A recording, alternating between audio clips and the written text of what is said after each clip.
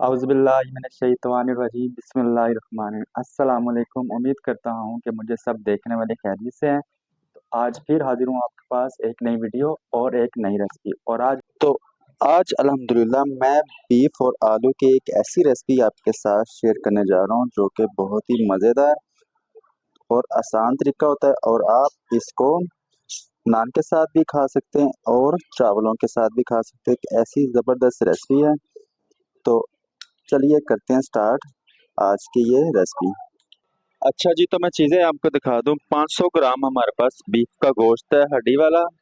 तो इसमें हम शामिल करेंगे 4 से 5 अदद आलू, और 2 अदद इसमें प्याज शामिल करेंगे, और 2 अदद इसमें टमाटर हम ग्राइंड करके शामिल करेंगे, और 1 चम्मच इसमें अदरक लहसुन पेस्ट भी हमने शामिल करना है। तो वो साथ साथ हम शामिल करते रहेंगे, तो आप वीडियो देखते रहें। बहुत ही मज़ेदार हमारे आज आलू गोश्त बनेंगे शोरबे वाले। अच्छा जी, तो प्रेशर कुकर हमारे पास आ गया है। तो इसमें शामिल कर देंगे सबसे पहले तो हमने ये 500 ग्राम बीफ का गोश्त, जो कि हमने अच्छी तरह से इसको धो लिया था।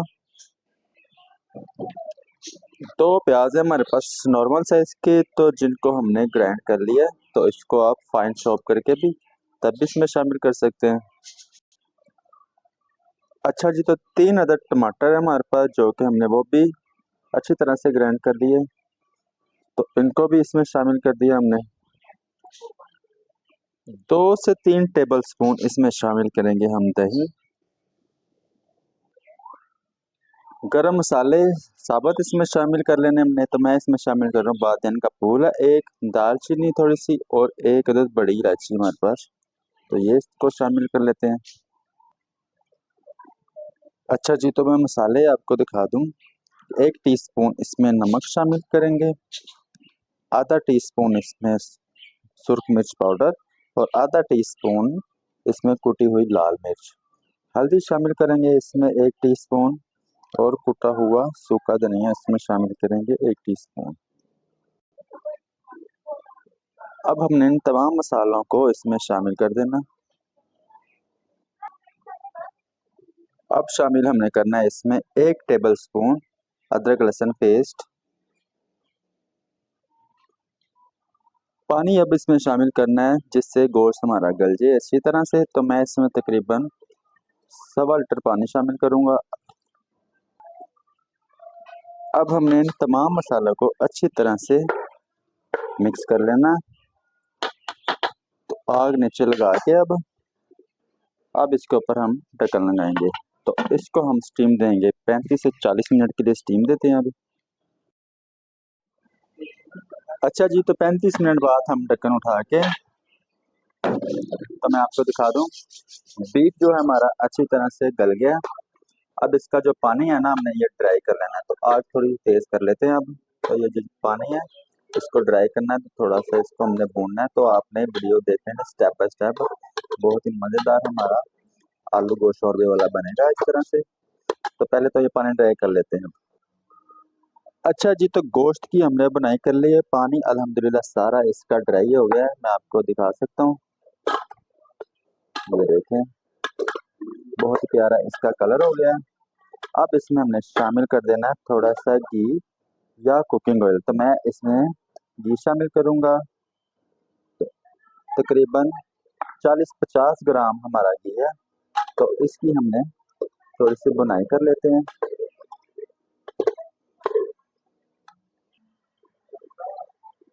थोड़ा सा भून लेने के बाद गोश्त को अब इसमें हमने शामिल करना है 1 टीस्पून गरम मसाला पाउडर।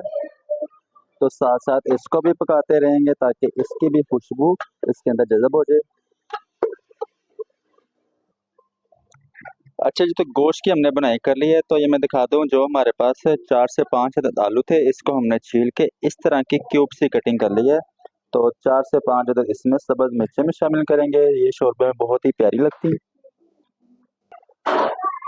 अब हमने ये तमाम आलू जो काट के रख लिए अपने पास, ये भी इस गोश्त में शामिल करके, तो इनको भी थोड़ा सा भून लेते हैं।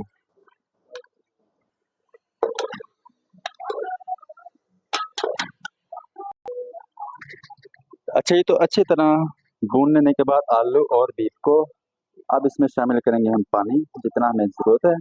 तो अपने हिसाब से पानी ऐड कर सकते हैं। मैं इसमें तकरीबन हाफ लीटर से थोड़ा सा ज़्यादा पानी शामिल करूँगा,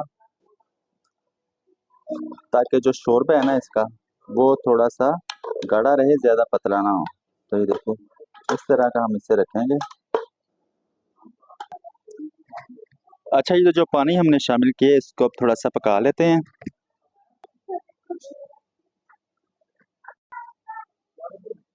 अच्छा जी, तो पानी को आप देख सकते हैं कि बॉयल आना स्टार्ट हो गया है। अब इसमें हम ढक्कन रख देना है, तो ढक्कन आप कोई भी रख देंगे। तो मैं ये प्रेशर कुकर में ही रेडी कर, तो ढक्कन इस पे मैंने पतीली का रख दिया। इसको थोड़ी देर के लिए अब स्टीम लगाना है हमने, तो आग स्लो कर देंगे ताकि जो हमने आलू इसमें रखे हुए हैं वो अच्छी तरह से पक जाएं। अच्छा जी, तकरीबन 10 मिनट हमने इसको स्टीम दे दिया। आलू और अपना जो बीफ है, और आलू और हमारा बीफ ये माशाल्लाह अच्छी तरह से गल गया। अब इसके ऊपर हम धनिया की गार्निश करके तो सर्व कर सकते हैं। तो इसी के साथ हमारी वीडियो होती है मुकम्मल। अगर तो आपको ये हमारी आज की वीडियो अच्छी लगी हो तो लाइक कर दें, दोस्तों के साथ शेयर भी किया करें। अगर चैनल पे नए हैं तो इसे सब्सक्राइब करें। तो मिलता हूँ अगली एक और ज़बरदस्त रेसिपी के साथ। अल्लाह हाफिज़।